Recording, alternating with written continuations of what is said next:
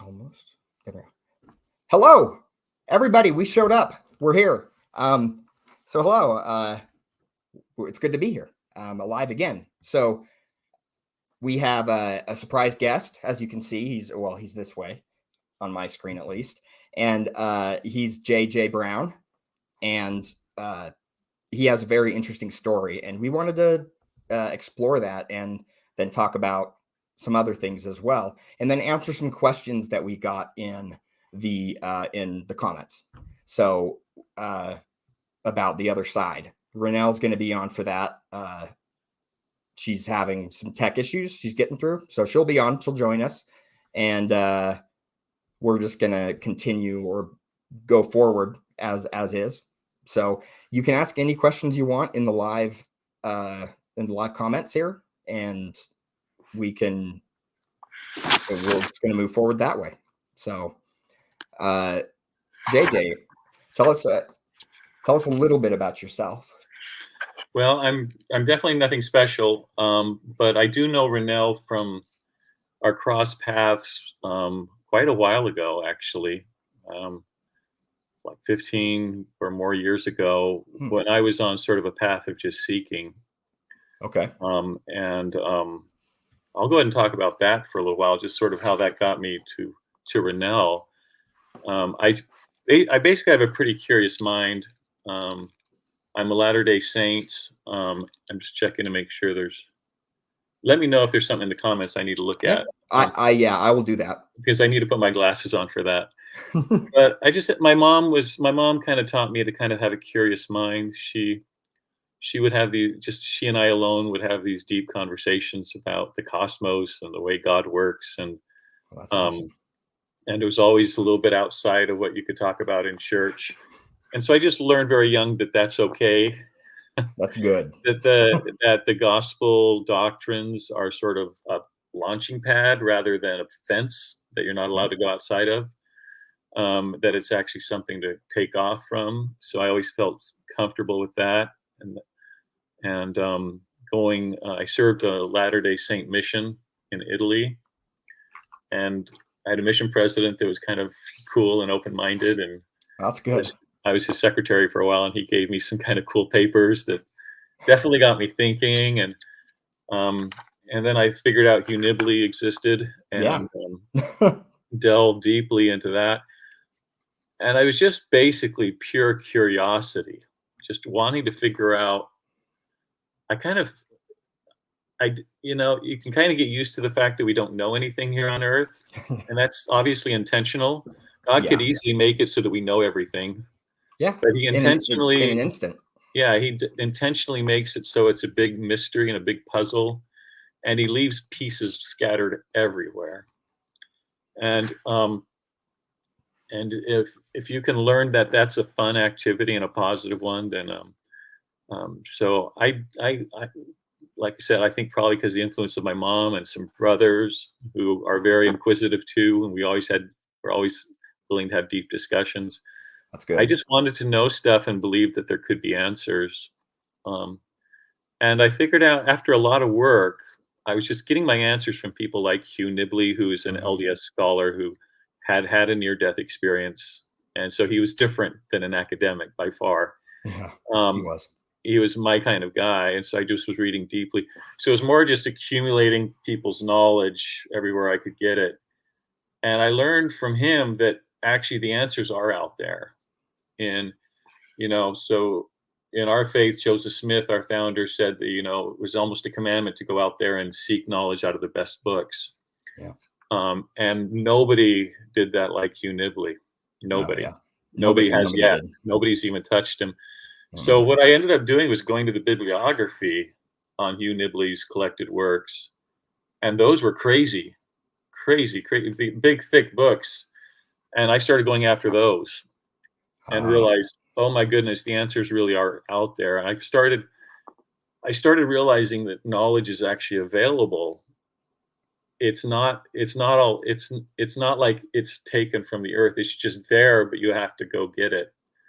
And so I started praying for help and guidance, and found out that I could get answers to any questions.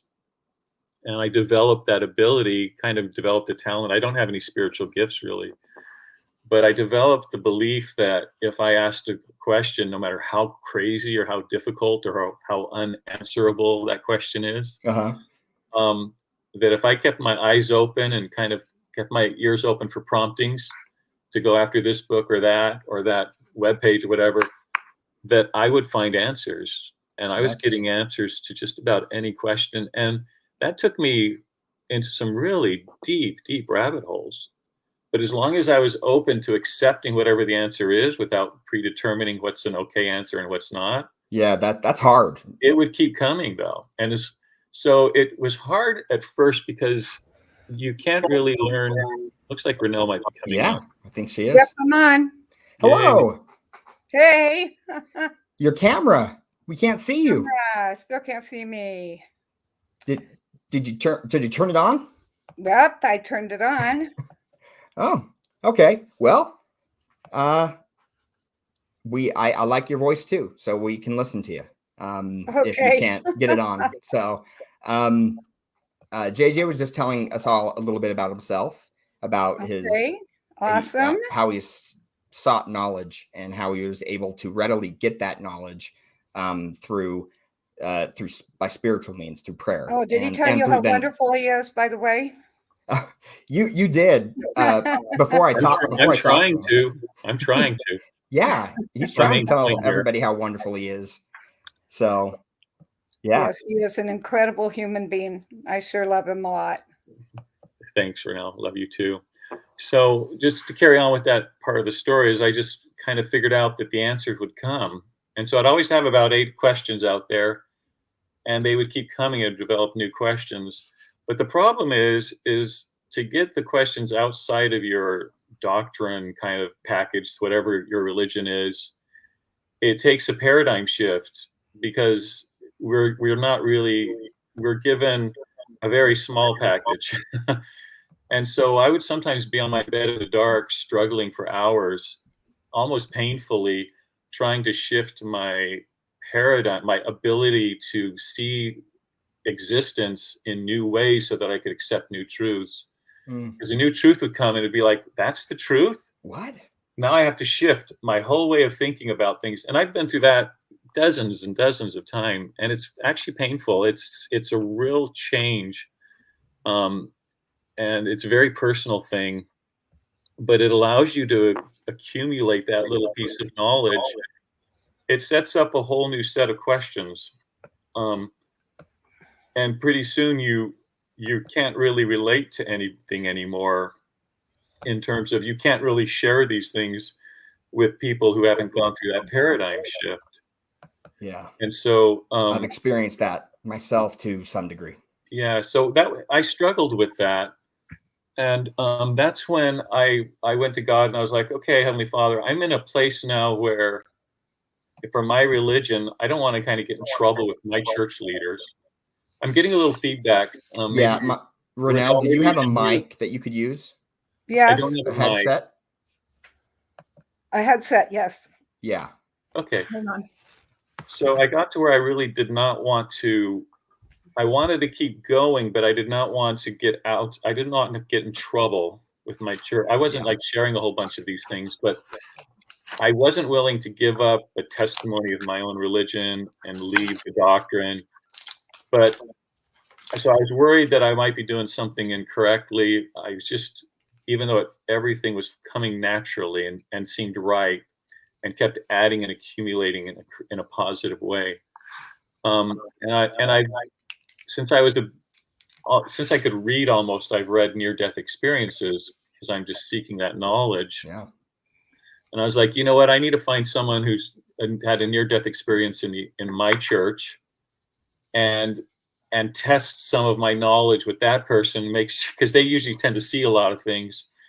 And so I was reading near-death experiences, and I came across a little summary of Ranelle Wallace's plane crash. Oh, yeah. And I was like, oh, it didn't say she was LDS in the summary, but it referenced a book. So I looked up her name on Facebook, because Facebook was sort of just picking up in those days. early Facebook days, and she Okay. was there with the name of her book, and I hadn't come across her book yet. The The Burning and Within, everybody, by the way, if you do want to pick that up, she would, yeah, you can get that. The Light Within. I mean, the Burning Within. Yeah, the Burning Within. Yeah. But I hadn't read the book, but I went to the Facebook page and I was like, oh, cool. She is LDS. I could kind of tell there was enough context to let her know, okay, so here's someone from my paradigm, from religious beliefs. Mhm. It would be cool if I could maybe read her book or start testing some of what I thought might be accumulated knowledge with maybe some of her broader experiences. Yeah. I left a little note there. She had a bunch of people following her because, she was well known. But I just left a little note and she immediately glommed onto that. And she she was like, she goes, wait a minute, kind of like, I know you. and and I said, well, I can't wait to read your book. She goes, I'm going to send you one. I worked in the U.S. Senate and I would go out to Utah for work. And during one of those times, I went ahead to, we tried to meet and I met her. It was kind of miraculous too, which we were able to meet. And that was a really incredible experience. And so the way I described it to her was, I'm getting really far out on the limb of a tree and I'm willing to come back to the trunk, but I would kind of also like to keep climbing. Yeah. And so she, I think she was inspired at that moment. And she ended up answering about 5 of my questions on the list I had for Heavenly Father without me prompting her to. Yeah. So what it was is I was getting these confirmations, from a woman who'd been on the other side, but also has my religious beliefs, just loading me up with all these confirmations. And then her telling me how close she had been very, very close to Hugh Nibley. Yeah. And it was like, okay. And so that was actually our relationship was an important turning point for me to get enough confirmations to know, like, okay, I'm going to keep going down this path of seeking. And she could help me fit some of them into context of the church that we were both the members of, because it's not necessarily taught in Sunday school, right? And so I kept going, and kept the friendship going with Ranelle as well. And so the accumulation keeps coming and the knowledge keeps coming with every question I've ever asked. I've never asked a question that I don't feel like I've gotten an answer to. And I've asked the craziest questions you can imagine. So I really believe that this seeking of knowledge and spiritual knowledge and understanding of what the cosmos really is and what God's really up to in the big picture is available to you. It's always going to come in pieces. And in that process, I learned a lot of mistakes too. I made a lot of mistakes. And that's because when you step into the spiritual world, when you try to reach through that veil, there's at least a couple of veils. One's over our body's a veil, right? Yeah. And that's why if you take certain drugs, you get outside of your body, you can see everything suddenly. You can see the spirit world around you. But there's also, that's a veil over our spirits, which is our body. There's also a veil over the earth. And this earth is an earth that is not in contact with the rest of the cosmos. We feel alone out here, right? Yeah. Just like individually, we feel alone because we have this veil. We don't feel connected to God and all the spirits around us, good and bad, right? Yep. The earth also has a veil. And there's even a song in our church called "The Veil Over the Earth is Beginning to Burst." That's not the veil over us. That's the veil over the earth, which will open ourselves up to a cosmic community and a spiritual community of people who in our church we talk about them being translated. It'll allow translated people to interact with us more openly and resurrected beings. So there's these veils that we're dealing with, but if you're going to try to reach through those veils on our own, and there's lots of tools to do that with. It could be peyote, ayahuasca. It could be, crystals. It can be, trying to get somebody who has a thin veil be your guide. And I just don't recommend them. and I don't recommend them because they work. And, they're just neutral tools. Getting through the veil is a neutral experience. But you're walking into an extremely dangerous territory where Satan's the master of that. That's his world. Yeah. And, Or and God can be the master of that world too. But I mean, Satan was given access to us, and his access is through the spiritual realm. That's the realm he's really in control of. He's trying to control our physical realm from that realm, but he's the master of his realm. And for us to willingly step out there with all of our veiled minds and our low knowledge and our weaknesses and all of our pride and ego, yeah, we're mincemeat. with lack of memory of what we were prior to Right. birth. We're mincemeat. He knows all of our weaknesses because he's developed them, and he just starts playing off them like crazy. And I see this from people who have near-death experiences, even in my religion, who come back, and their experience is 100% authentic. They'll write a book about it. I'm not talking about Ranelle, but they'll write a book about it. But then that doesn't mean they're not now still vulnerable to being completely deceived. They're even more vulnerable, just like any of us is.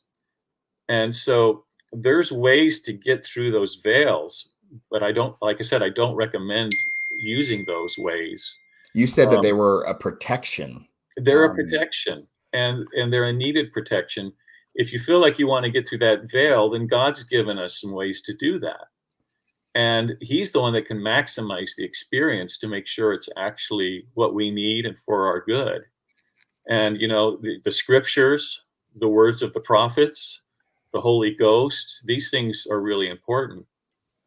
And again, they're important because the reason those other things, I don't think those other tools are evil. They just expose us to evil without the protections that we need. And so that's a very, that's some knowledge right there for me. Yeah. So even if you're seeking, righteous knowledge, but you're using tools to get through there that aren't the tools that God set up, and always having the Holy Ghost be the guide, you'll notice most visions that prophets have, there's some angel there that's the guide. Yep. They're not just out there on their own. No, that's a good prophets, point. Even prophets with all their, their abilities and righteousness could still be deceived if there weren't a guide there. Yeah. For instance, the idea of law of attraction. The problem with the law of attraction is it works. But what are we trying to attract? It's almost always something for ourselves. It's always related to our ego or our worldly desires or what we're lacking, we feel like our little personal needs are. The law of attraction is not really used to glorify God or to serve God. So the law of attraction is just a normal consequence of us being who we are, actual children of God, who are very powerful and who can draw these things to us.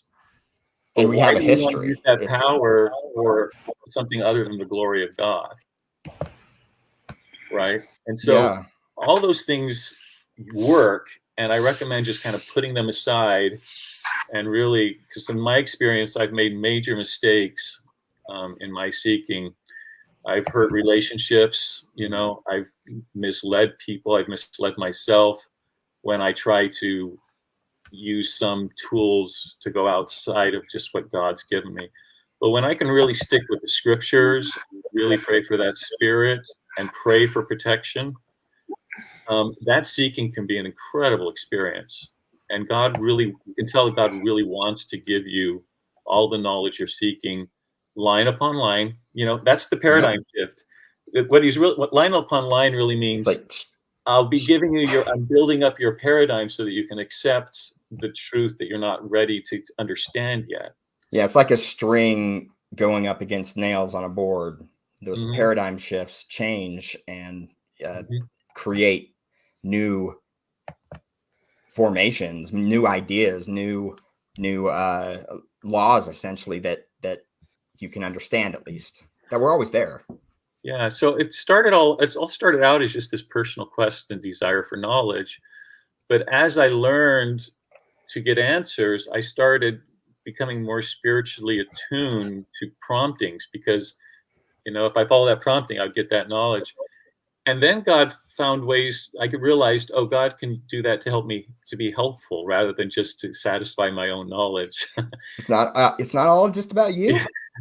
What are you And talking so about? he gave me an opportunity to start teaching a lot, and I wouldn't want to teach these deep things, Yeah, but the because they deep need to be things, ready. They need to be in the right paradigm to be able to even right, take them that properly. those deeper things give you a broader perspective of the bigger picture. Perspective is huge with the gospel. And the broader perspective, that's what the near-death experience is. It's just a huge perspective change, right? And that changes everything. And so without having a near-death experience, you can still gain these broader perspectives, and it allows you to make many more connections between gospel truths. And I found that it really aided me in teaching. I ended up teaching like gospel principles class for 3 or 4 years in a row, and then Oh. I've taught gospel doctrine I'm in my 7th year now. Oh, wow. That's unusual, everybody. If you're not a member of the church, that's unusual to have a calling that long or to be serving in one place that long. Yeah, and so surprisingly, I haven't gotten kicked out of the church for that yet. I try, you don't have to really go outside of the gospel, but the seeking knowledge gives you perspective, and it's a benefit, and it helps the gospel make more sense, and it helps you understand Christ better. And so I learned that I could actually be useful, and it's knowledge that God he wants as we move into the millennium, the personal veils have to thin, and the earthly veil has to thin, because that's the 7th seals. We're literally moving into a new realm. That's a gigantic paradigm shift. It's not going to happen overnight. We're actually thinning the veil ourselves as we gain greater knowledge. And the veil or the earth is going to be thinning too, as we realize, Okay. oh, maybe we're not alone out here. And it bursts. Eventually we'll just know what's out there and have to deal with that. Yeah. Right. And that's what the prophets who have these visions of everything, they're like, I can't tell you 100th of what I saw. Yeah. But they're telling us a lot. So what the heck is the other 99%, For real. They've seen the community out there of what God's really up to besides just us. Yeah. And so I think it's important. I feel like one of my roles I've been able to do is kind of prepare minds for those types of personal veil thinning. Yeah, for their experiences to just go prepare along a them, similar path. because it's all in the scriptures. And as LDS people, we have other scriptures that we consider sacred. Joseph Smith revealed all sorts of other things, and I've found those extremely useful personally. Extremely useful. I can never say enough about that. The extra things that he brought in, I think, are extremely catered toward bursting thinning and bursting those veils. And even the LDS kind of just read these things and just move on because they don't understand it. But it's like, oh, I know exactly what he's doing. It's right there. Because this is the fullness of times. We're the ones, whether you're LDS or whatever, even if you're Hindu, we're the people that are going to move our groups into this millennium, which is there for everyone. Christ will be revealed as the Savior, but he'll be revealed to everyone as the Savior, not just Christians, right? And so I've found that real purpose in the seeking. It's not just a personal, satisfying my curiosity. It's become an actual mission. And then it's really also helped me really understand, open up what Satan's been up to and the dark side. And I remember it was one day right after I'd had a long visit with Ranelle, on the plane trip back to I work out in DC area. There's a comment just a while ago that asks about the cosmos being connected with each other, the rest of the cosmos connected to us because we're veiled because of all the evil here. I don't know if you read that, but that was a question if I didn't phrase it right. But did we lose you? We lost JJ for just a second, everybody. Apologize. Ranelle is back. Hello, Ranelle. Hi. I'm sorry I can't put a camera on. I don't know why the camera's not working. But someone decided they would try to help me, and ended up wiping everything out. Welcome back, Hi, Jay. JJ. JJ. So you're going to Okay, have to you hear said there my was there voice. was a comment. Pardon? Mike, I think you said there was a comment. Oh, yes, yes. It said, is the rest of the cosmos connected with each other? Maybe the Yes. Earth is veiled because of all the evil here. Yeah, I mean, here we are on Earth and we're exposed to all the evil here. It's not going to be any different in the cosmos, right? You're going to get these neutral science technology types. You're going to get people who are very spiritual. You're going to get people who are just doing their own thing, and you're going to get pure evil. It doesn't matter what dimension, what form, or where you go, because without opposition, there's not any Opposition real in all existence, things. right? Yeah. And so opposition exists, and there's not going to be anything new on this earth, right? It's going to be whatever you find here, you're going to find wherever you go, unless you create a safe place, which is what we're trying to do with this earth during the millennium with Christ's help. He will cleanse that evil, and we'll have that safe place. And that's why heaven has walls around it. That's why the throne room of God has guardian angels around it. Yeah. You Why know? else would you need guardian angels if there Why would there wasn't need to be a wall something? around heaven, right? Yeah. Well, what's so interesting to me is that I think it's interesting. If anyone wants to read a great book, it's called Hamlet's Mill. Do you remember I suggested that to you one time? That was one of Hugh Nibley's bibliography notes that I got into. Yep. Yeah, it is a great book. And Mhm. really, I think it's beautiful how everything from the tree of life to the cosmos, if we are a part of a universe within a massive scope of a universe, then we are all connected to one greater one than God himself. Does that make sense? Mm, So yeah. we're in a grand family. The one we need to be connected to in this life is God our Father. So I'm sticking to the basics here and just saying that our tree of life is the human race on this planet and our universe. Yeah. Is And that Hamlet's correct, Mill, JJ? yeah, what Hamlet's Mill is it's some researchers of anthropology and history have went back and just collected all these most ancient stories about the cosmos and Okay. existence, and how they just find these themes all the way through all of them that are the same and connected, and that nothing's really new, and there's not like one religion that's got it all or anything. If there's really only one way back to Heavenly Father, that's Jesus Christ. But God created this plan for us down here based on universal laws. He Yeah. didn't create those laws. He's the master of those laws. He's the That's perfect correct. coder, right? I mean, but there's an operating system that's universal that he didn't create. But he completely he is who he is because of those laws.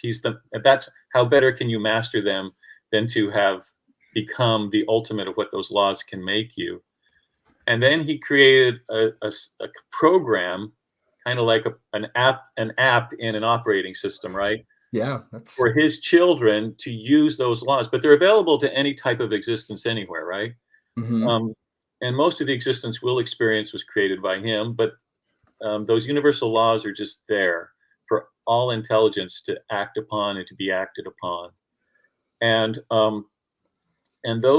that application that he's created for his children is our way to come down here, get an experience, and return back to him. And that app in the cosmic laws, the operating system, is called the Gospel of Jesus Christ. But there can be plenty of other apps on this earth that can help you heal, help you grow, gain knowledge, and perfect yourself. And find And, truths. yeah, I mean, I've lived all over the world. My dad was a diplomat, so I grew up overseas, lots of different cultures, and lots of different religions. And there's really nobody better than a really good Muslim.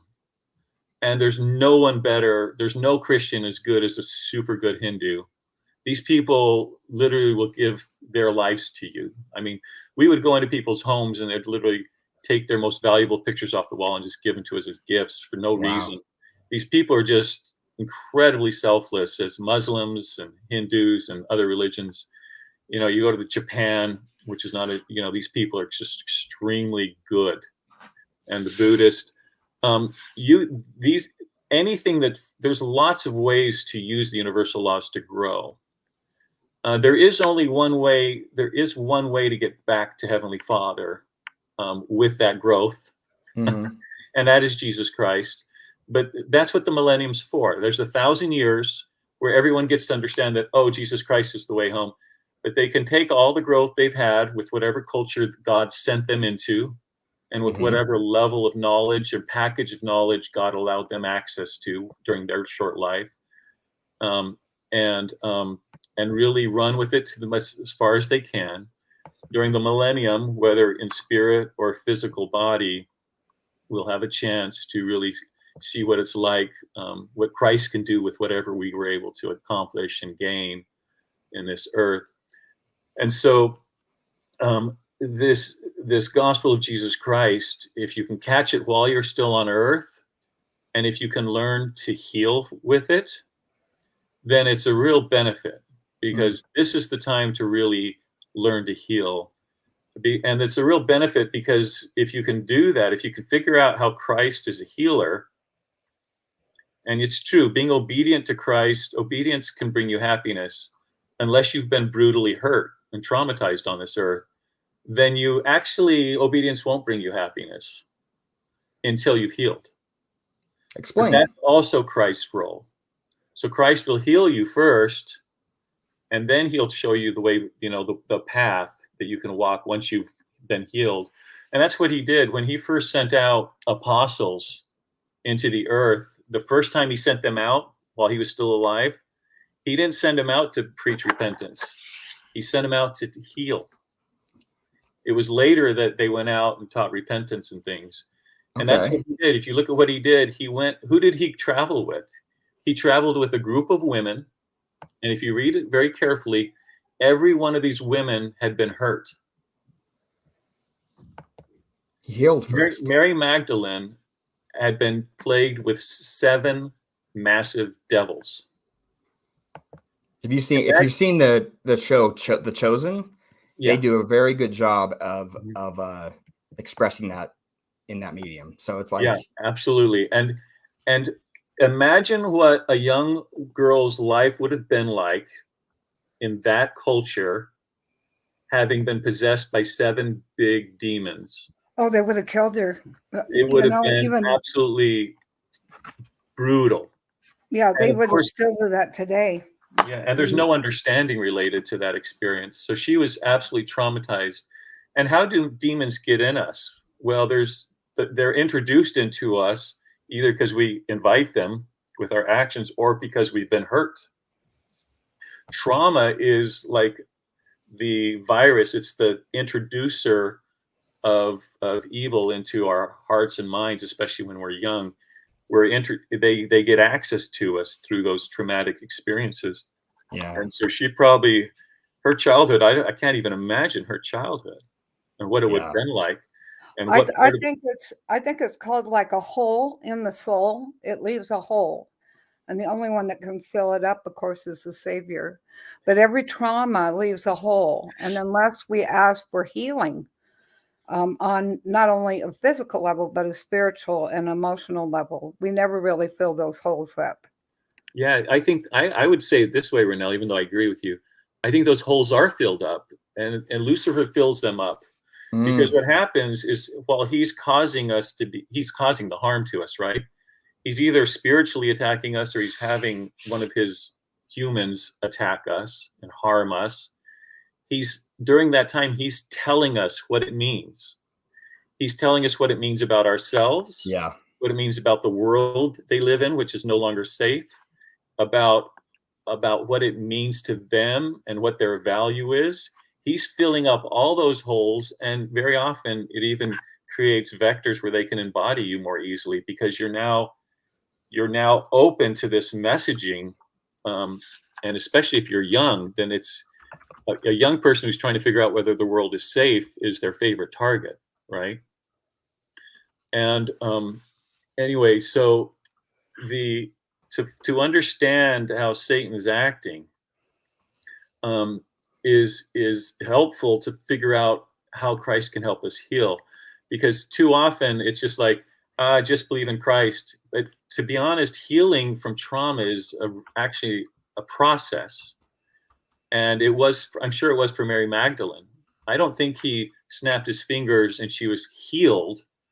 I think he was able to get rid of those demons and start the process of healing. But going back to those women who followed him, Mary Magdalene was just one of them. But in the Bible, read it, it says every one of them had been healed by him. Actually, that's part of what Mike and I had talked about this before. Part of what happened with the crucifixion was that women were following him more than the men, because as today, men were working.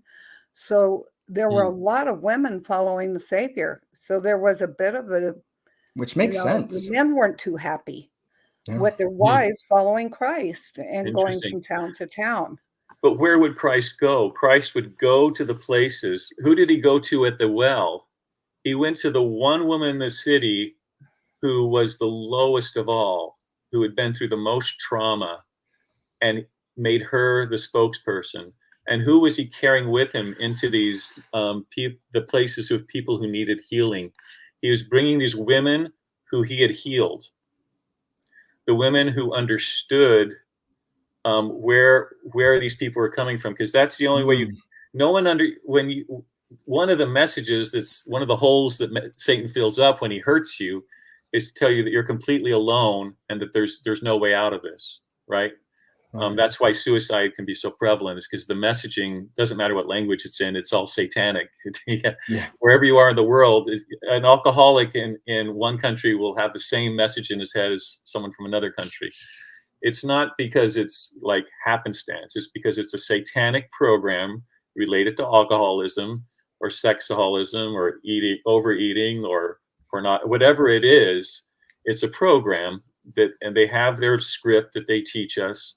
And it'll be the same no matter where you go in the world, because there's demons who are experts at these things. But so these women, because they could understand, and when you can understand, when you've been through it, then people feel understood. Yeah, that would feeling understood and heard is the biggest first step towards the beginning of healing. Because it goes against that message that you're alone and it's your fault and you're just crazy. When in reality, you're just totally normal. Anyone should act that way when they. Yeah, I call it the 3 steps of love, and that's to be appreciated, accepted, right? And what you said completely, and that's being understood. Being understood is that first step, because until you're understood, the message is that you're completely alone, you're completely crazy, you're broken, you're a mess, and there's no hope for you.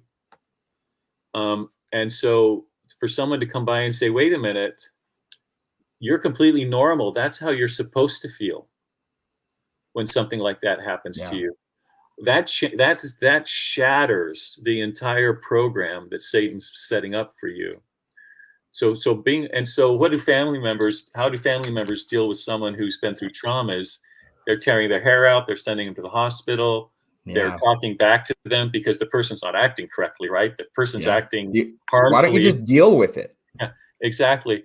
Because it causes trauma in other people around them. And so Satan works on all of them to confirm the message back. So it's a self-repeating, self-sustaining message. That was a hard process for me. Sorry, it was a hard process for me and my wife to actually, because we got stuck in the misunderstanding, and I was dealing with, I've talked about it in the past on previous shows, but I was dealing with problems, and it was causing friction and misunderstanding, and it was very, very difficult. But there was moments when that would break and shatter, and now I actually feel understood. And you're right, that was a hole that needed to be filled. And that's what the family and the partner can do, is to, rather than just say you're crazy, here's a pill, is to say, actually, I mean, some people need help, absolutely, especially if they're going to harm, or And some people actually do have chemical problems in their brain and stuff. But I'm talking about survivors of trauma, right? Yeah. Which is actually a lot of the things are just trauma based, which are actually not I mental can speak to illnesses. that level. Yeah. They're Yeah, you not can. mental. They create mental illnesses, but they're not. They're actually the source of it is trauma, which is healing, which requires healing, not just a pill. The pill doesn't heal you. You actually need to address the trauma, but the trauma comes up to be healed. And as you know, Almost on Mike, its own terms too, but yeah, like, on its own. But I'm telling you, Mike, I think it comes up when it's ready. yeah. And it's coming up to be heard because you're ready to start healing. But if you're not with a person who can see through all the weirdness that you're doing and maybe even the abuse you're giving them Yeah. and say, wait a minute, this is the trauma coming up to be heard. Let's hear it. That is how you can like be Okay, Christ so in that moment, I right? got a For that question. person. As a woman, then talking to two gentlemen, Manly the men. women are more integrated in that we integrate our environment. Where men are more singular, they looked at their job, compartmentalized, family compartmentalized. Women integrate the whole thing. So that being said, everything integrates into the whole. Does that make any sense? So All for through the me, women. Yeah. how do I, as an individual who has been through so much trauma, my physical body is now starting to demonstrate the trauma, though I feel like I'm emotionally handling it. I feel like I'm dealing with it on a greater level, but my physical body right now is not doing very well with the trauma it's been through. Yeah. Yeah. So in reality, I mean, I escaped it, but JJ, you may not know this, but I've got these, I think you may, that I've got these sores that have developed all over my body. Mhm. And I've been to every doctor, quite a few, nobody knows what's wrong. So, Ranelle, have you asked your body why it's feeling this way, or if there's anything in your past that's related to it? Well, anything that's related to it is another fire. Well, Feeling trapped. this is sort of what I'm getting at. Okay, so I think the trauma was more feeling trapped. Yeah. mhm. I felt totally trapped. That was more traumatizing to me. So, Mike, I know you've been through some Yeah. trauma as a kid, and then a little bit later. I have I'm sort of at the tail end of a 4-year relationship with a girl. Ranelle, you know her. Her Yeah. name's Nicole Hilton. She has a website called Healing with Christ because she was brutally raped as a very young child, and it's shattered her personality, split her personality, which creates dissociative identity disorder, which is DID, just Yeah. the name for multiple personalities, which takes all that trauma but splits it up into multiple personalities, which makes it even more complicated. But so in that relationship, we had a long-term relationship planned. And we even had a great conversation tonight. We're still best friends, and I still can help her with things sometimes. But I learned all the wrong ways to help her. First of all, if she had a trauma response, it would be kind of a lashing out, kind of a sometimes even violent type of response. And she doesn't, believe me, she doesn't mind if I talk about this. She's very public about this. Otherwise, I wouldn't. But she would have a very violent, she's even written about some of these, very violent response. And my reaction is like, wait a minute, or stop it, or all the stuff you're saying is not true, like this or that. And that never worked. It didn't help her for me to tell her to calm down. It didn't help her for me to tell her that it's not true. It didn't help her for me to get defensive or be offended. And so I've tried all those things. Yeah. And those didn't work. What I eventually figured out was helpful was to realize this trauma is coming up for a reason. It's because she feels safe enough around me for it to come up. And it's coming up to finally, because her family never accepted any of this stuff, even though they're great people, they didn't know how to deal with this. Who does, right? And like I said, even for me, in all my enlightenment, would constantly do it wrong.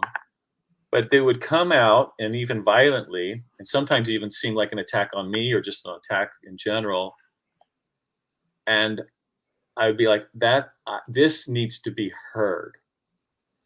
And so I would ask her, I would say, even though she might even be yelling or screaming, sometimes hurting herself, I would ask her, when else have you felt this way?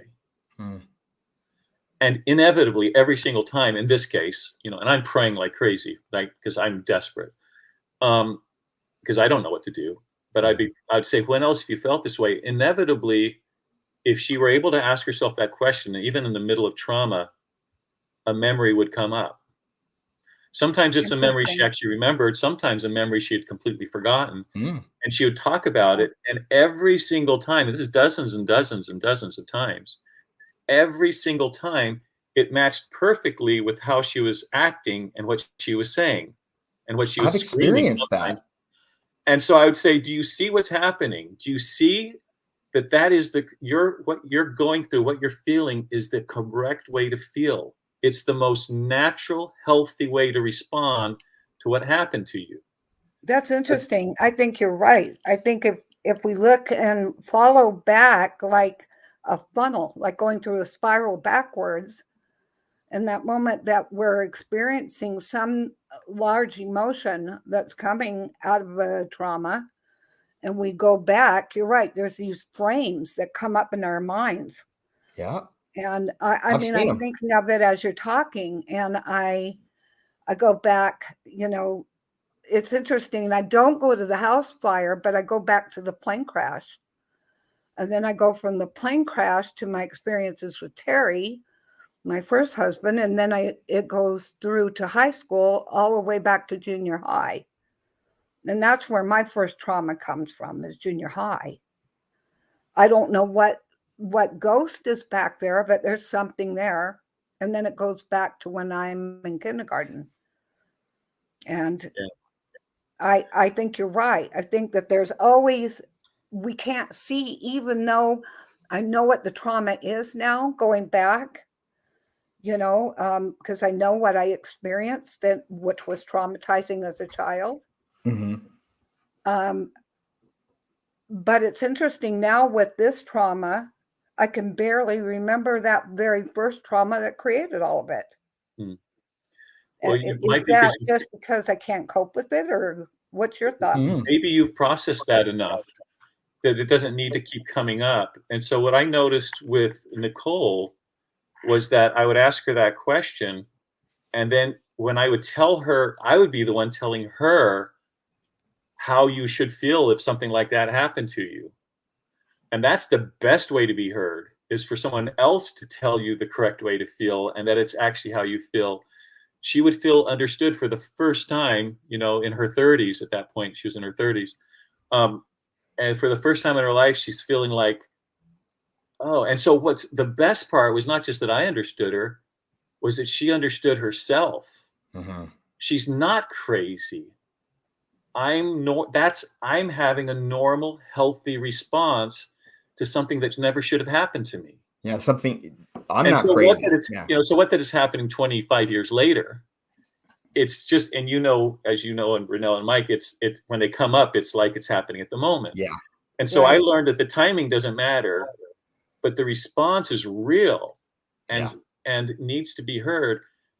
And that was a gigantic beginning to the healing process for her. Then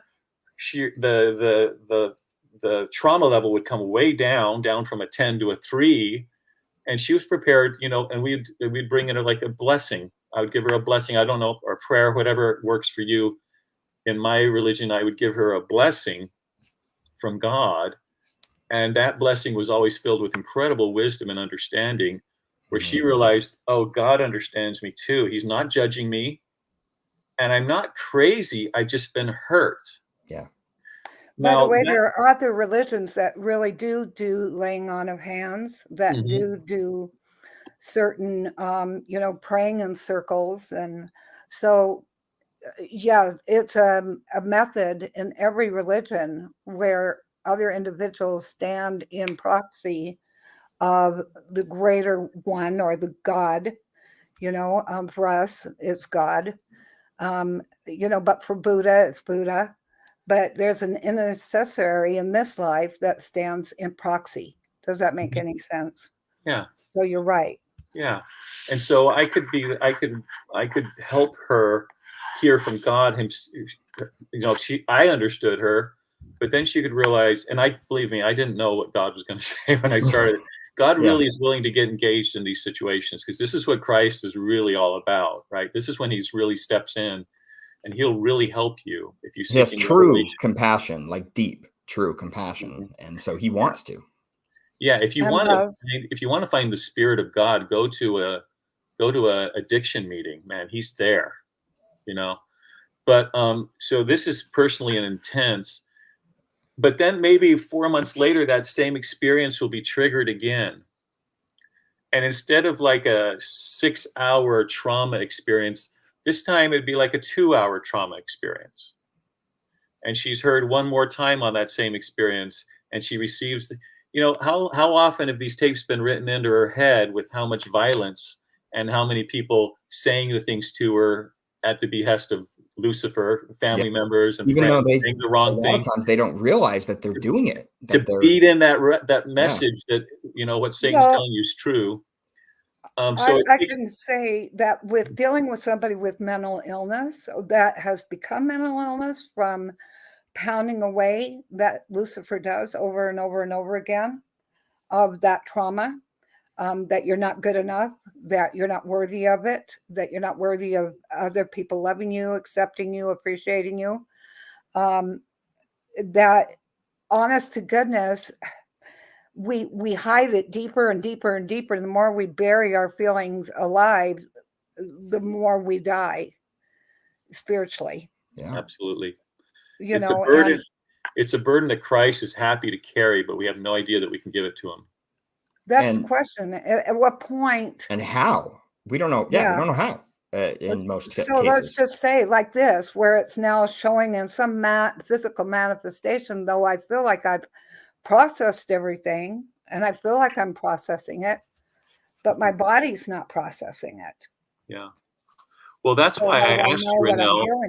That's why I asked you, you should ask your spirit and your body, is there something in my past that I still need to keep processing and keep healing from? Because as I mentioned with Nicole, the second time it would still come up. Yeah.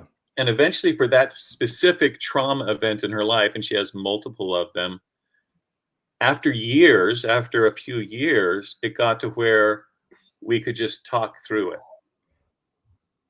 Sorry. There was no sliding down to the bottom of the cliff. It was like the same feelings would come up, but she'd learned that these are actually separate from her. Some of the messaging and the words coming in her mind are actually offered to her, that she doesn't have to accept them, that there's something else. And then with help, we could just talk through it and just have a nice prayer. But then there's still 30 other things that need to each go through all that process, right? And so in your case, Ranelle, it might just be a physical ailment, right? But you might want to ask the universe, ask yourself, ask God if there's what is left that's unresolved, and open your mind to your past and your history. And, that's just like what I would suggest, but I'm no therapist. Right? There are a lot of, the reason I asked this, and I'm doing it because, like I said, women process it differently than men. Mm-hmm. But I'm, as a therapist, I can tell you there are a lot of incidences where people bury something so deep that they've forgotten that trauma. Right. And it'll manifest in a different way, just like this is manifesting now in a physical way. I mean, it's scarring just as bad as the burn. Mike has seen it. It's a burn on top of a burn. Yeah, it's pretty bad. So there's something deeper in there for me that I'm obviously not processing well. I don't know. Maybe. I know it's a bacterial infection of some kind going on right now on my skin, but I don't know. There's obviously something wrong inside. Right. Does that make any sense? Because this has been going on for months now. Yeah. Yeah. So Same you, with other people. Other people have major traumas that may have occurred, let's say being raped as a child, but they have compartmentalized it so tightly, or it's so painful, or that person has so eschewed what love looks like, that I love you, let me show you what love looks like. And they have thwarted God's effort to teach, or Christ's love that's so pure, that energy that's so pure, that it takes that hole and makes it bigger. Does that make any sense? yeah. So Ranelle, maybe you should go ahead and find that spirit the way you do, and ask God that question, and ask yourself that question, and just start writing. Just start writing, and just see if anything comes up. That's one. Especially if you're going to record something, it ends up being more valuable, and so you get better quality stuff if you're going to record it by either video or audio or writing, right? So start writing and see if some things come up that you are still need some healing, right? Because Or if again, anyone, and for those that are listening, it could come up in art. It could come up in a way of drawing a picture. It could come up with talking to a friend, talking to a counselor, a minister, or even a parent. But it's important to talk to someone, because, as you both know, I've lost 2 family members now because, for whatever reason, on both sides of my mom and my dad, it's just something you don't talk about. You don't talk about your insecurities and your problems, that you're not good enough, or you're not special enough, or you're not beautiful enough, or you're not rich enough. And if you are rich, then there's something wrong with you. You're evil. You know what I mean? It's just this weird tapestry we all go through, this huge maze that we're trying to all hike to the top of the hill, and yes, different paths. one of the comments, the one that knew what Hamlet's Mill was, FS. I'm sorry, I don't know your name, but she says medical grade Manuka honey is great for skin infections. Yeah. So there you Manuka go. honey. I've never heard of that. I haven't either, but honeys can be pretty amazing. Yeah. Well, And it tastes good. It's sticky, but Well, I'm willing to try anything at this point, because I really seriously don't know what's going on with me. Yet I know it has something to do with the trauma of this last house fire, because it happened, what, Mike, 4 weeks after the fire? yeah, that's when it started. When it started. And honest to goodness, JJ, I've had this now for several months. The same wounds have not healed. Yeah. Wow. And, Same holes. it came from like, I was going somewhere. It's gone. It came from, well, they think that there was acetone down below in a big barrel that caught on fire, JJ. Yeah. Down in the shop. He had a pottery store down below me, and a big container of acetone I inhaled the smoke from. So, but the body on a healthy conditioned person would be able to excrete that out pretty quickly. And I should have excreted it out all the way out to the small blood vessels. What they did see is that the tiny, tiny blood vessels, I am bleeding from every pore, literally, because at the end of those little blood vessels, they're exploding. So FS says put it on the skin. So it might be that maybe who knows, but maybe a topical thing can help pull it out even faster than you having to excrete it. You know what I mean? Yeah. Yeah. Anything. And I can see you walking around accidentally picking up papers with the honey, and that's where my mind goes. Fly trap. Yeah. It's actually it's a really good time to go into one of those booths where money's flying around and you have to capture it. Oh, yes. I like that. Wow. I'm glad it's not Ranelle, springtime. that's your new business plan. I think Business model. you should write up the action plan for that and get it to me, please. Yeah. Go stand in a money box. A money funnel. Yeah. Solve many of your problems all at once. Grab as many dollars as you can. I like it.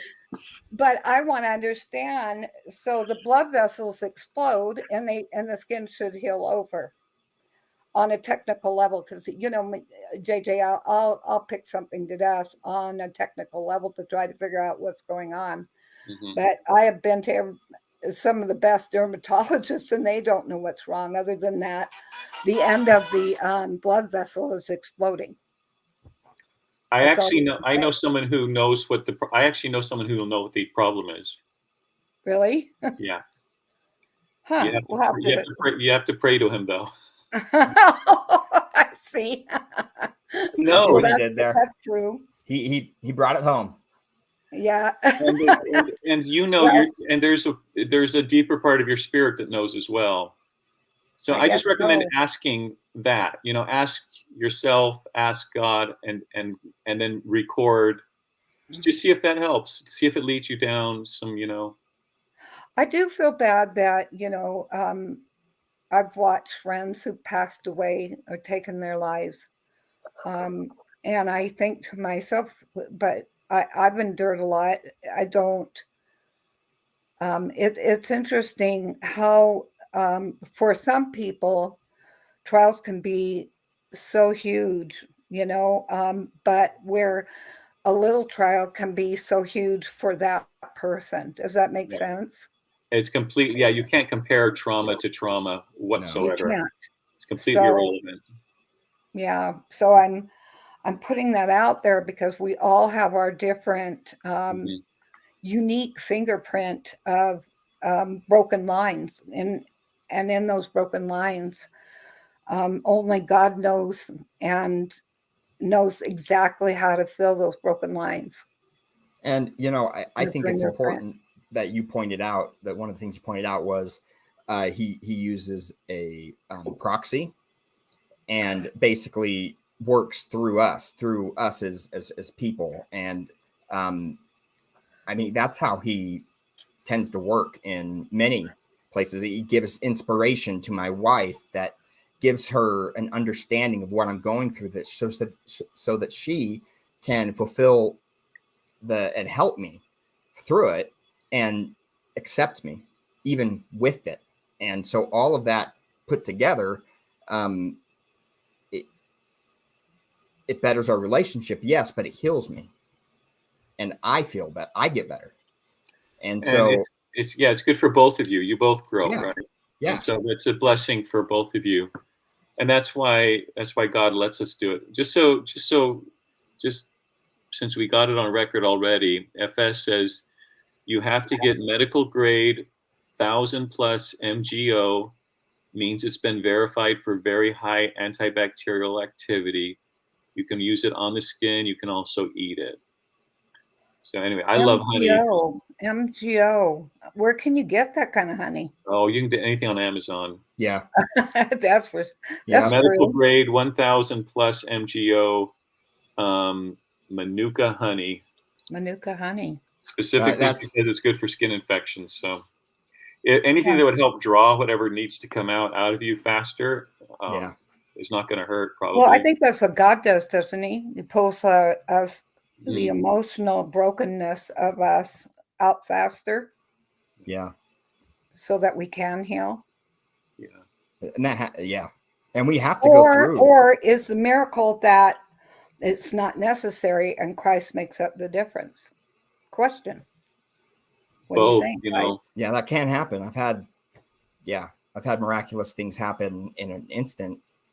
I've talked about it before on the show when my mind was reopened to the Spirit of God, and I could feel that again after years of not even knowing that it was complete. Like I was getting a tiny bit, and it just exploded open in a moment of healing. And that was when I was with Ranelle, and it changed my life. It saved my marriage. There's a lot of things that it did, and it was Christ because of what happened and the way that it happened. Well, God made we asked I'm a good therapist too. Yeah. Oh yeah. She was good. we ask God for experiences on this earth to get what we wanted out of this life, right? And he provides them. Right. And he's not going to steal that back from us just because we have a weak moment. Yeah. The miracle is not going to steal the experience from us. The miracle is going to come when the miracle itself will be part of the healing, but it's not going to steal the experience of what we're going through for whatever benefit we're getting from it. It never seems like a benefit, but these things aren't random, right? They all have a purpose, and Christ is the one that can lead us most quickly to get what we're supposed to get out of it. So he's always the right path, you know. Always. He will, whatever line or precept he needs to set down for that healing process, he's the one that can get them done quicker, and following the promptings and getting in touch with that part of the, you know. And that's why, Christ is great at telling us the commandments that lead us back to Heavenly Father. That's very important. But there's a lot of people who will never be able to really make it very far down that path without the healing. Yeah. Which Christ is even better at in some ways. You know what I'm saying? I mean, that's what the atonement is all about, is he has experienced the ultimate healing. He's gone below whatever we've experienced, he's gone lower. And so he understands it from below. He doesn't understand it from above. He understands it because he's been lower. And so there's nothing we can experience he can't. He's always the right answer. Yeah. And you can still heal without Christ, but I don't think you're ever going to get the full healing. Yeah. Not the completeness. I think there's an energy that comes with healing. I don't think it's just healing. I think there's an actual energy, if we were to look at it as electrical or magnetic in around our spirit, our light. I think there is Christ, literally, from what I could see when I was on the other side, it's about frequency and light. And so the level of our understanding, our level of openness, are willing to take on his light, we become brighter as we are willing to take on more. But one thing I also learned is not everybody's going to have that experience in the physical body. That's right. Some of these experiences may happen for us in our growth on the other side. Yeah, there's healing on the other side of the veil too. But there's something. But we can't cheat the system, and that's what's so painful for me, is watching, that system being cheated on by, thinking it's okay for us to take ourselves out of the plan. That's right. Yeah, absolutely.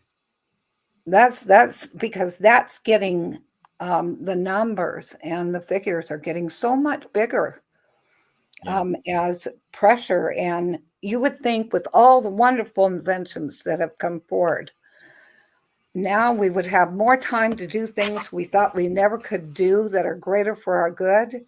And yet, never in the time of history have we had greater temptations, greater sorrow, pain, depression, suicide, crime than ever before. I wonder about the trauma.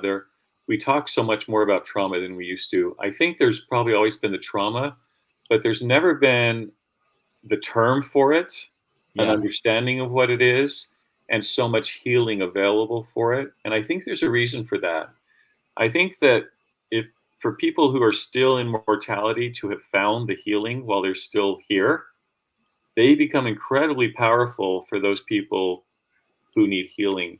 Because an intermediary who can deal with your five senses, because if you're under trauma, you're very often you can't connect spiritually with God. A lot of people hate God, right? It's like, right. And so if there can be someone with five senses who can understand them, and there's no better way to feel like you're understood than to know that person's been through it, which is why the atonement's so good, right? Because Christ has been through it. But we don't believe that. So if we can see a flesh and blood person with the five senses who can hear us, talk to us, tell us their story, that's the beginning of the understanding, right? Right. And then they can also teach us how they got there, which is really only to show us towards Christ, right? We're just Yeah. temporary mediaries. A permanent mediator is not a good one. It's got to be Yeah. temporary, a handoff to Christ at some point, right? But I think that the reason we have so much talk about trauma now and so many people working on the healing is because the whole world is about to face terrible, terrible tribulations, which is another word for trauma, a Right. global trauma. The people who think they're healthy are going to face trauma for the first time in their lives during that time period. And there'll be a group of people on earth who have already been through their trauma, have already healed from it, and will be there in that supporting role. Like the women that were with Christ. Like the women who are with Christ, people today who are healing from their trauma are in a very strong position and be ready when the world goes into tribulations. It won't be the same for them. They'll have already found their peace. They'll have already found out that they're in what they can control and what they can't. And there'll be guides that are, of the five senses, the mortal types, who can be there for when the masses of people are going through these trauma. People who are actually ready to serve, like Mary Magdalene and the other women, they're now ready to serve. And I just think that a lot of the people who are going through trauma now are actually going through their tribulations so that they're ready to serve when the actual tribulations hit the world. I think in some cases that's probably true. I would agree with you. I think that we're going to see mankind act out in a way, and we're still not even face the utmost tribulation. I mean, yes, we're seeing war in every country now. Yeah. It's actually, I heard that Switzerland is now entering in the war. Did you know that? Wow. As of this week. So it just kind of shocks me, and it shocks my senses that we are in the midst of a war right here in the United States, yet it's unspoken. And hey, Ranelle. Yeah. There's Joy in the comments. She's Yeah. asked, could she ask Ranelle a question? She's read your book multiple times. Okay. Yes. She's writing it now. What question? She's writing it now. I see. We're waiting on we're anticipating. It's nice. Yeah, it's interesting because the most coolest thing is that we have to have things taken away from us in this life for us to walk like a blind man to discover our way back home, rather than having all of our senses the way we're given back to us in the next life. But in the same turn, we're still carrying some of the things that are unresolved into the next life, which is so fascinating to me. It fascinates me that there are those who come into the world that have limited scope of knowledge or understanding or even religion, and only come here to obtain a body and go home. I was sitting in the wonderful ER the other night. You love that place. You go there all the time. Oh gosh, yeah, it's just so wonderful. Just go to visit. 8 hours, JJ, in the waiting room. 8 hours. Wow. By the time it was finished, it was 12 hours of waiting up at the University of Utah. And I saw all kinds of people walk in there, all kinds of scope of different types of people, from religious to old to children to, homeless to every scope of individual you could dream of, all in need of healing in one way or another. And I just thought, my goodness, do we reach our hand, or are there times that God reaches in and grabs us without our asking and heals us? Yes? Yeah. What do you think? Absolutely, yeah. Or do we have to go through the ultimate, whatever it may be, whether it's an illness, an accident, a house fire, or whatever, to be able to grow from? So Ranelle, we have the question now, but I want to respond to that. It's related, Ranelle, it's related to what you saw when you looked over the bluff and you saw something that was very Right. sacred. It was with the wagon Right. wheel. I don't know if you want to talk about it on YouTube, but there's probably a good way to get that answer to Joy one way or the other. She asked if it was related to marriage. So Yes. she's on the right track. Yes, it is. I saw a scene that You're on the changed right me. track, Joy. It's You are. related to a kind of marriage that you can have in heaven. Yeah, an eternal one that makes us an eternal family, where we're all connected back to God's power and God's infinite love and infinite wisdom. God will not give us something that will put us in greater harm. And so that's, I guess, why I'm asking you that, is because I do know the answer. I just want to see what you guys think. You know, is it, do we walk in this life in ignorance or not? Well, I mean, when it comes to the amount of information and how much we are healed here, I think it's limited. I don't think it gets healed all the way. But the one part I wanted to respond to, actually, can you repeat what's the question that you're actually asking? So I guess what I'm asking is, okay, so each one of us have our own unique set of circumstances that are our traumas, let's say. Okay, yeah. Right? Our separate problems. Fingerprint, I think. Fingerprint, Explained it that way. So why is it, and people ask this all the time, why is it that some people have more trauma or problems than others in this life? Is it really because God believes we can handle that? Yeah, I go ahead, Mike.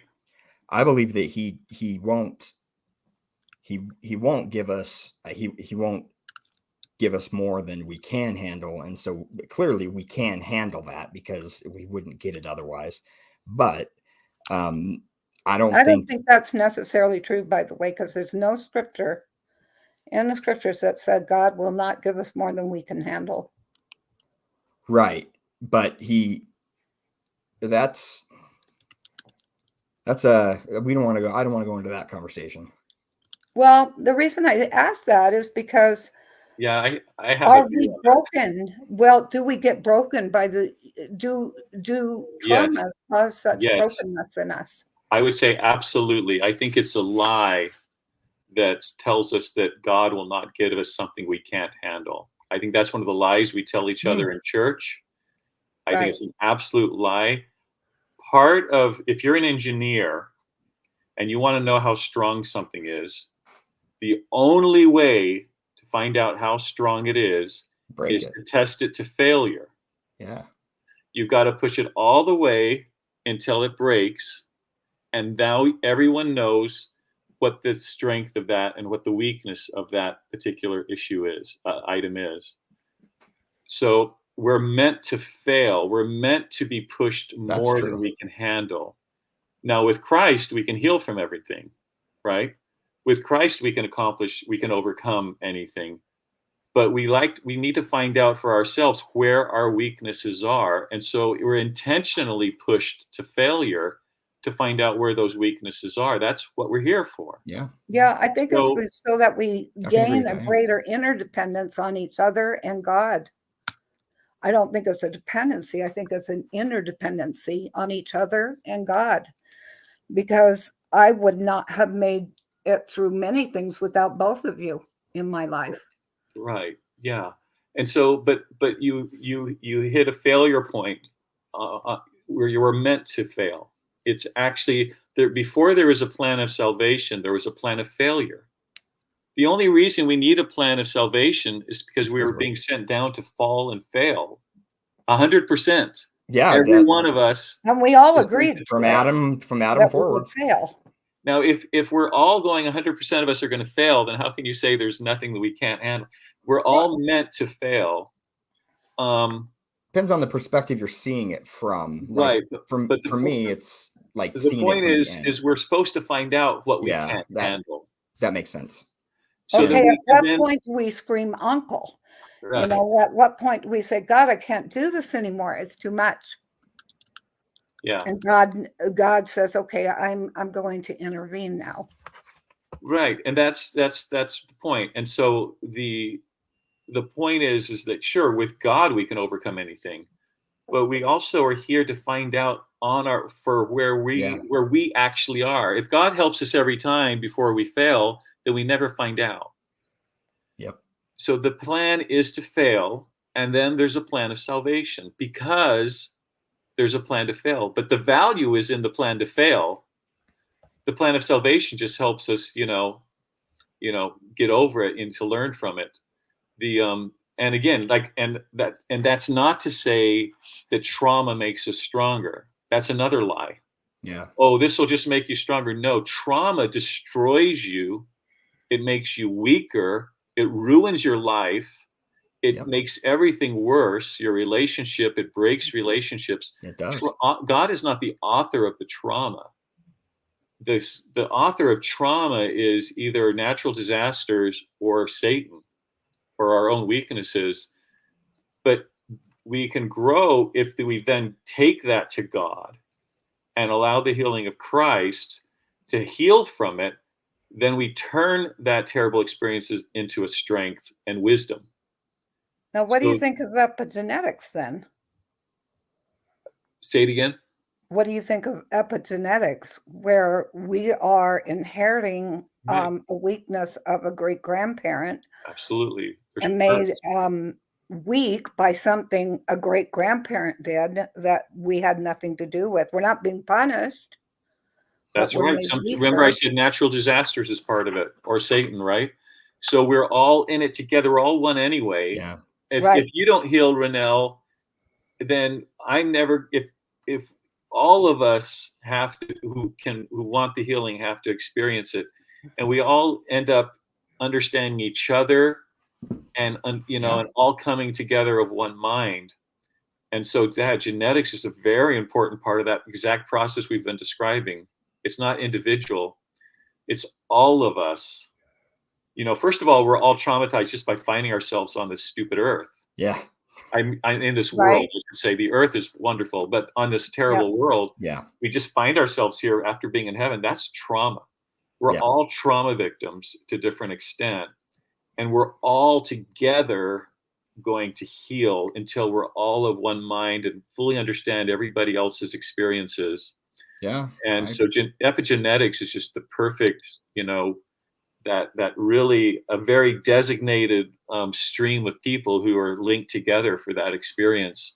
And healing. It's not an accident where we go through either. Like it's kind of like it's kind of like the antelope that gets ran by the lion, and the lion will keep running, not needing to catch up with that antelope, but knows that antelope's going to end up being exhausted to a degree, and its heart overtake it so much that eventually it will drop to where all the lion needs to do is catch up with it. Does that make sense? Mm-hmm. Yeah. So that's kind of how I look at epigenetics, is that we are all, in this human race. And, sometimes if our great-grandparent got hit, it wasn't for them, it was for us. Does that make any sense? Mm-hmm. Or both. Or both, yeah. So there's a wider scope, and every time I look at something macro, I realize there's something bigger, behind the macro and the bigger picture. Mm-hmm. Both of them are so incredible to me. I just, when we die, it's interesting if we do not get rid of our ignorance. That's the only thing I would say that we need to learn in this life, honestly, is to be interdependent on one another, to love one another, to love ourselves, and to love God. Love is the key. Right. I need to say something on here. Joy, I've been trying to give Joy my email. It doesn't allow us to put emails on here. That's weird. So Joy, I'm just going to give you my cell number and just text me for your question. Then I'll work with Ranelle on it. but my cell Okay. number is 703-498-7422. Anyway, go. JJ, are you sure you wanted to do that? Now Yeah, you've got I'm pretty authority out sure there. that, well, What do I care?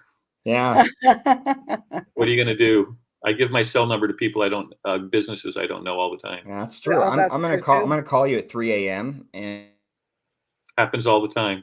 just say nothing and breathe, and it's gonna be great. People call me I don't know all the time because someone else tells them I can help them with something, so they call me at 2:30. It happens. Anyway, One That's of the good. things that I think I love the most are the people that are listening now, and the people that I draw close to me, like JJ, you, and Mike, is at the depth of spirit. Your ability to be so open spiritually, especially the opposite sex, to be so open to feeling so deeply, and to allow yourself to learn greater things, to continue that pattern of growth and not sit in that comfort zone, but willing to take the dangerous step to step into the mystery of life, because it isn't always the greatest thing in the world. We think it is. We go, wow, I want to learn more. I want to learn more spiritual stuff, but it's not always like that, because there is always an equal and opposite weight Yeah. on the scale, isn't it? there's Yeah. a price to pay. Yep, one way or another Mhm. in this life. If you seek for more from Heavenly Father, Lucifer will usually make you pay a bit of a price for it, in my experience. Yeah, mine too. Yeah, I agree with that. Mhm. Mine too. But I will ask if anyone's listening. I do need your prayers right now, because I do need for this to get healed. It's taking a toll on me. Yeah, it's left, holes, actual holes in her skin. I'm so It's sorry. All the way through, yeah, all the way through. It's through all the layers. So it's like smack right through, and it won't heal shut. Mhm. And I looked at my skin today, and there are more holes still coming out. And it's like, dang, I want this to be done. This part should have been healed. And I guess there's a part of me that wants to know what's wrong. And well, I don't I know think that would be a why. large part of you. I mean, it's been an all-consuming situation for you in a lot of ways. So It has. And then I asked myself something, Mike, that you have suggested, is to not try to focus on it anymore. yeah, But how can laugh. you not? How can you not? Yeah, how can you not? I mean, it's gonna be there like I mean, elephant in the room, or it's gonna be there. It's almost, yeah. Right. So Especially if it gets infected, which it's done. Yeah, God's not going to ask you to be grateful for it. yeah, Um, but the only option is to find other things to be grateful for, in I spite of am. this real thing that's terrible. Yeah. Yeah. I am so filled with gratitude every morning. Before I get up, I get up early, and I begin to fill my whole bosom with gratitude for God first, and then my family, and then my friends, and then I go throughout my day doing always gratitude, gratitude, gratitude, because I don't allow myself to put too much, rent too much space in my head for other things Mhm. that aren't of value. Does that make any sense? No, yeah. Like It's hard to for the control though. that's your strength. As long as I've known you for many, many, many years, you've always been going through something like this. always. Always, not this, but something like it. I don't think I've known you for more than a few months at a time where you just didn't have anything coming at you. Yeah, I've known you to be in hospice on your deathbed probably 4 or 5, maybe 6 times.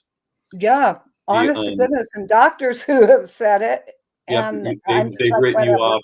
multiple times, and I always know it's like, I don't think it's time yet. but but I've also always known you to you still have the gift of gratitude. Yeah. It's probably why you're still with us. But the thing is, to be able to pull out gratitude during those times is an exponential amount of growth that you're experiencing. And so yes, the pores are doing what they're doing, and it's aggravating you to no end. But what's happening with you being able to find that gratitude every day is having an eternal consequence on you of growth that is going to be with you forever. Like a You're making, I'm not saying that's the purpose of it, but in spite of whatever the purpose is, yeah. you're making something incredible, an amount of light and wisdom by that gratitude that you're able to grasp out of this experience. Not like I say, you don't have to be grateful for the experience, but to be able to find the gratitude in spite of something that's overpowering like this is very, very powerful growth from an eternal perspective that you're adding to your cosmic experience, you know. And both of your cosmic experience, because if we were to live during, let's say, the early 1800s, think about it, most people didn't live beyond what age? 60? That was old, 50? really. That was old. I mean, it depends on where and when, but yeah. I mean, we are outliving our ancestors. And so in reality, we're old people. Yeah. Compared to, and we don't think about it. And yet we put so much on ourselves to perform greater, do more, perform greater, do more. And yet we wouldn't have asked a 50-year-old grandmother to do that, even 50 years ago. Yeah.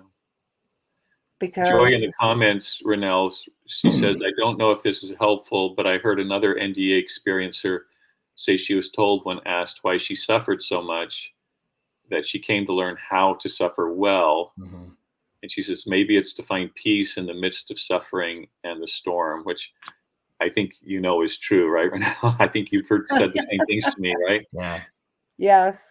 It's really about finding peace in the storm, finding the eye of the storm, and, just keep walking. You just have to keep walking. You can't just sit down. I think I learned long ago, I talked about this cave. It's called Logan's Cave up where you live, Mike. Mm-hmm. And it's a big, long cave that goes forever.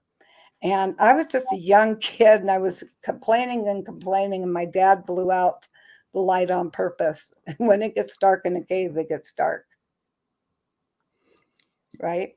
Yeah. And I finally had to stop complaining because my dad said, I'm not going to turn this light on until you stop complaining. Yeah. Ranelle, we have another question from the comments for you that's unrelated. Is there living water on the other side?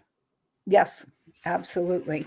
I think there's living water on this side, correct? Absolutely. Yeah. We don't understand the power we possess or the power of every living thing.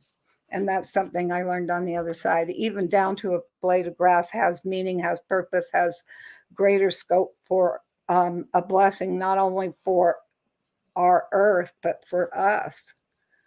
But we move along with life so focused on our needs that we're required to take care of, that we forget how much is out there. Until you take a step back. Yeah. And you have to sometimes stop yourself, take a step back and look and think and imagine. I mean, even a cloud is powerful. Remember, Mike or JJ, one of the first things that you and I practiced was making a cloud. That we are powerful enough to make a cloud. Yeah. Tell us about what living water is on the other side. Yeah. Living water is living water is very much like so on earth as in heaven. So so uniquely as our planet than any other planet in the solar system or in other galaxies, that we have the ability to live with water. We are so much, what is it, 80% of us is water. Living water is where we begin to understand that water is just as valuable as the air we breathe. And so it is as living as the air we breathe is living. What does And it look when like? What does it look like on the other side? the same as it is here, no different, except that it has a more energetic form than it does here. What does it feel like? Here's another question. That's fascinating.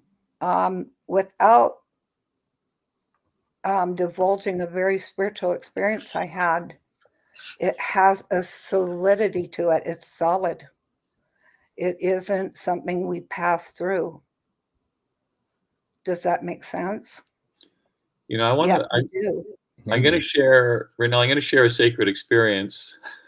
Okay. This Go question ahead. came up, and the question's so specific.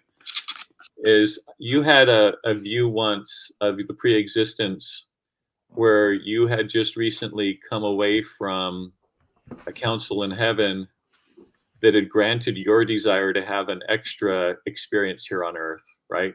Probably an extra hard Right. experience. And you'd had received sort of an extra sort of consideration and counsel before that was granted you. It was not granted easily. And that once it was granted, you had this vision of you at the fountain of living water, and you could pick the water up in a ball in your hands and actually see what how your life would be playing out to a certain extent, and that it was fairly troubling. And you shared that with me because you shared with me that. Talked about What's that? it. I'm glad you shared that. Do you remember sharing that? Yes. Okay. Yes. Go ahead. And I just thought that was really interesting. And so that fountain was a little bit of almost a looking glass, right? Yes. Almost like you could see. It's almost like a Urim and Thummim. It's something you can actually see things in that living water. Not only that, it's the alive. Water is alive. Mm-hmm. And so I guess I'm going to share this experience. And I was on a shore in a vision that I had, an open vision. And I was on the shore of a lake. And I wanted to know what it was like to walk on water like the Savior. And so I stepped up on that water and walked. And it wasn't very deep, but it was enough that I could feel the substance of it underneath me. Once I felt the substance, I didn't feel the wet. Isn't that interesting? I wanted to say, it was very interesting to me because after you told me about that experience, about the holding the ball of water, that I was reading a near-death experience from another woman of her experience in heaven.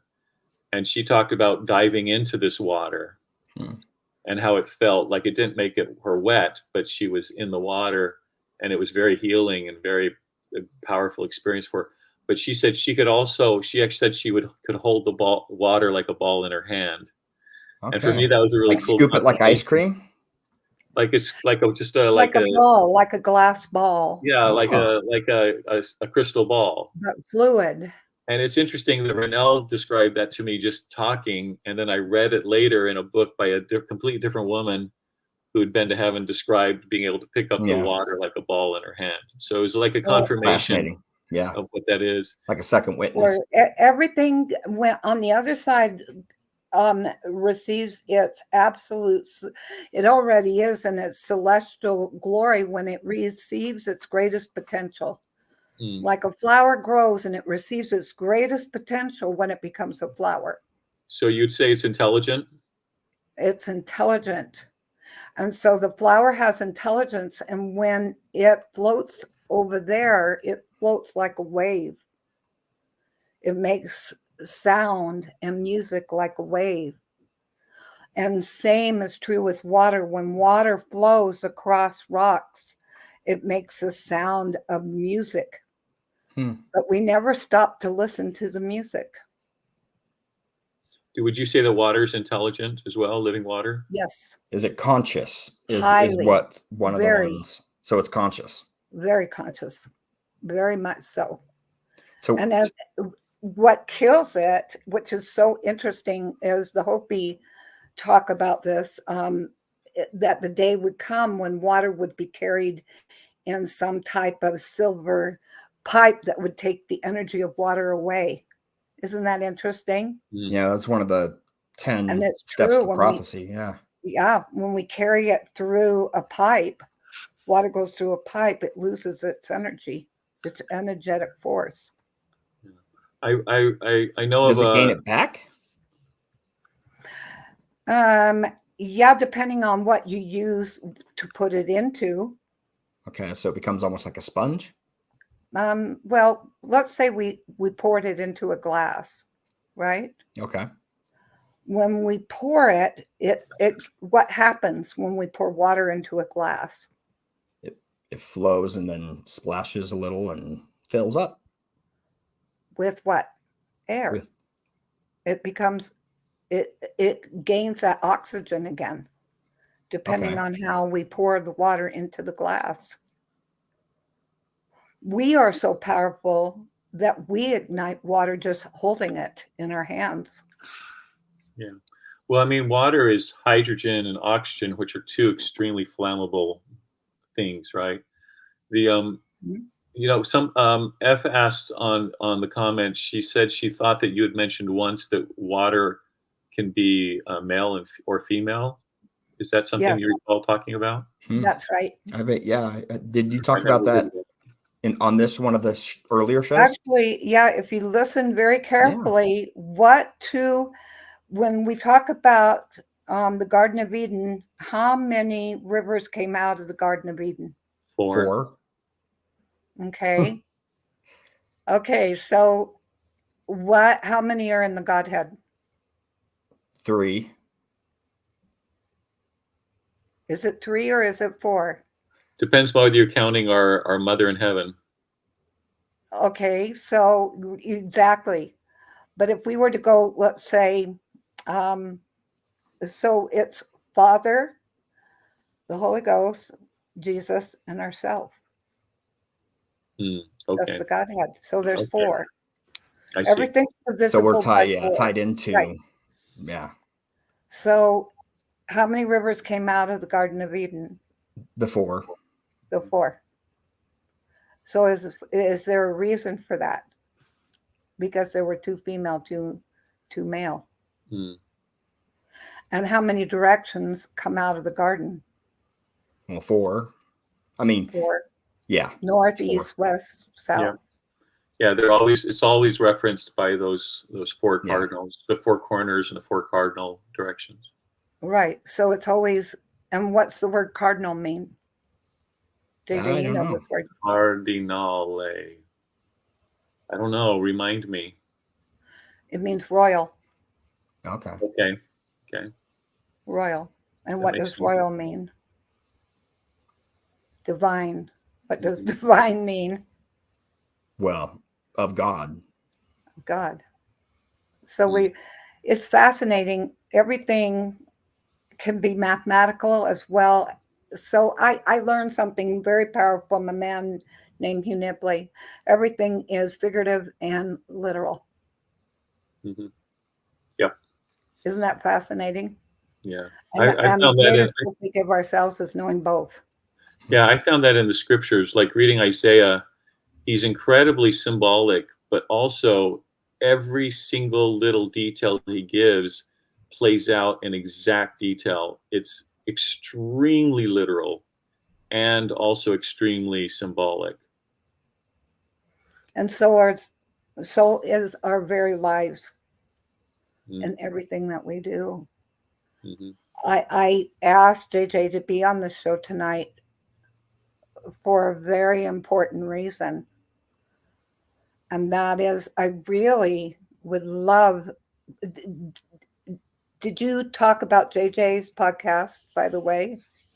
No, we're not on the live show. We talked about it prior Did you? a little. By the way, Mhm. if anyone wants to learn more, JJ does a wonderful program, a podcast. JJ, do you Yeah. want to talk a little bit about your It's podcast? not a podcast, but I have a YouTube channel where I put up YouTube videos on topics that I think are uniquely interested. Now, they are focused mostly on LDS topics. So if you're not LDS, you might not be interested. There is one church talk I gave on there that I recorded, put some pictures up with it.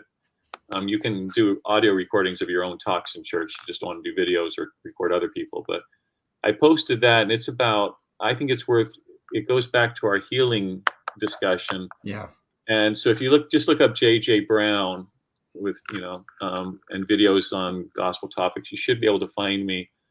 I put some of my gospel doctrine classes up there, just recorded. Those are actually for the members of the class who can't make it, but other people tend to watch those. But I have a sacrament talk called Healing from Trials and Trauma with Christ. And if somebody, that might be useful for people who are dealing with trauma and trying to figure out what Christ's role is in all of that. I try to address that in that sacrament for my church. I actually changed the title of the show today to Healing Through Christ from Trauma. Okay. And also my girlfriends who I met referenced Nicole Hilton, who was my girlfriend for the last 4 years. Now we're just friends, but she has a website called healingwithchrist.com. And a lot of our experiences are on there, dealing with trauma and her experiences of dealing with trauma. There's some pretty good stuff on there I recommend as well. I've written a couple of posts on her website there. But yeah, so J.J. Brown, I've got some, like I said, those are general gospel topics. The only one related to the healing is that talk I gave, but I'm going to add more. I'll add more to that. But the reason I brought that up is because I don't know of any two men that I've known in a long time that can talk to such great depth and not be equal to some of these, apostolic people who go to clerical churches and, ministers and so on. These gentlemen that I'm speaking to now are incredibly not only spiritually deep, but when it comes to theology and understanding Christ, they truly embody that, knowing both sides, the heart and the spirit and the physical, male and female understanding of all things. Does that make sense?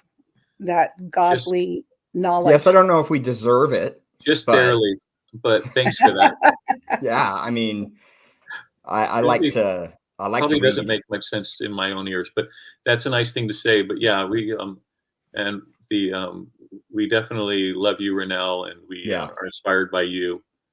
And I don't even think you were online yet when I was talking about how you're maybe you were when you're an important part of my spiritual progress, kind of a facilitator right when I needed it the most. Yeah. And ditto back, I remember when Nicole was in the hospital, I was in the hospital at the exact same time with a broken leg. In the same hospital. JJ would have to move from one room to another. That's right. Between Nicole's room and my room. That's right. And I would sneak your drugs into you because they weren't giving you the actual drugs you actually needed. Remember that? Oh, that's right. Don't I'm tell. not ashamed to say it publicly. Well, they couldn't get the information. Allegedly. So they couldn't give me medication. No, she actually absolutely life or death needed a certain. Yeah.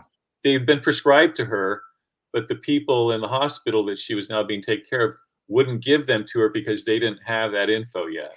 So I would literally sneak it in just to keep her alive, basically. Literally.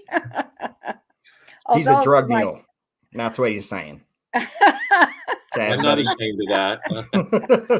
Of what I did then, of course. Well, you know what's really cool is that you guys are going to get to see, and I know this because I asked the Lord this week, what is remaining that I have not witnessed as far as knowledge of things to come. And what we're going to get to see is transportation is going to change radically. personal transportation is going to change radically. And how we heal the body is going to change. In other words, it's going to be more in the realm of frequency and light. Well, So if anyone was wondering what to invest in the future, it would be probably more in. And she's not giving financial advice. Frequency and light. I'm not, by the way. Okay, we're just gonna put that out Come there. here, because I'm as poor as a church mouse. Probably poorer than a church mouse right now. Yeah. So anyway, but frequency and light is going to be a part of who we become and who we are more and more. Does that make any sense? Sure. Of course. No? Yes, no? Absolutely. Communication, every area and every facet of our life, even energy, will be used through frequency and light. Mm-hmm. Yeah. So it looks like Mike's frozen. Did you see that, JJ? I think you've stunned him into silence. Yeah, So, but I mean, any scientist will tell you that everything is made out of energy and light. So it's just us figuring that out. yeah, and we're going to figure that out more and more. I'm so glad you joined us tonight, JJ. Thank you for being our guest. Thanks for the invite. It's good to see you. It's been a long time. I'm so grateful for many of you who are listening tonight. We've been going for almost 2 hours. You know that? Yeah, time to say goodbye. Yeah. So, JJ, thank you again. Thank you for coming. You're going to be asked to come on again if that's all right with you. Okay, no problem. And tell Nicole, give her all my love and tell her we'd like to have her on as well. Okay. Okay. Yeah, maybe sometime we can talk about the healing experience we had together. Yeah, I'd like that. Okay. So, good night, everyone. We'll see you next Sunday. Wednesday night is meditation. If you want to join me at 7:00, we will be doing meditation and a deep learning of every aspect of meditation and doing an actual live meditation on Wednesday nights. Oh, at 7:00. So get yourself ready, get yourself comfy, bring some pillows. Wait, did you commit me to something? Huh? Did you commit me to something while I wasn't here? No, I said at 7:00 Wednesday, I do meditation. Oh, so okay. I'll be on here doing meditation. Okay, I like it. Sound good? Yeah, it's wonderful. So well, I was thanks just saying for the opportunity, you guys. JJ, that was amazing. So thank you for showing up. I was very happy. So thank you. Me too. Have a great night.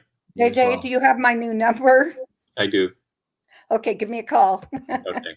And thanks to everybody for coming. Like and subscribe. Everyone. All right. Like and subscribe. Yes. Yes. Down at that bottom, press the button. We need to grow our audience. Please tell your friends about it. Tell them about Wednesday. Tell them about next Sunday. And we will see you then. But like and subscribe, please. And have a great night. Bye-bye. Bye.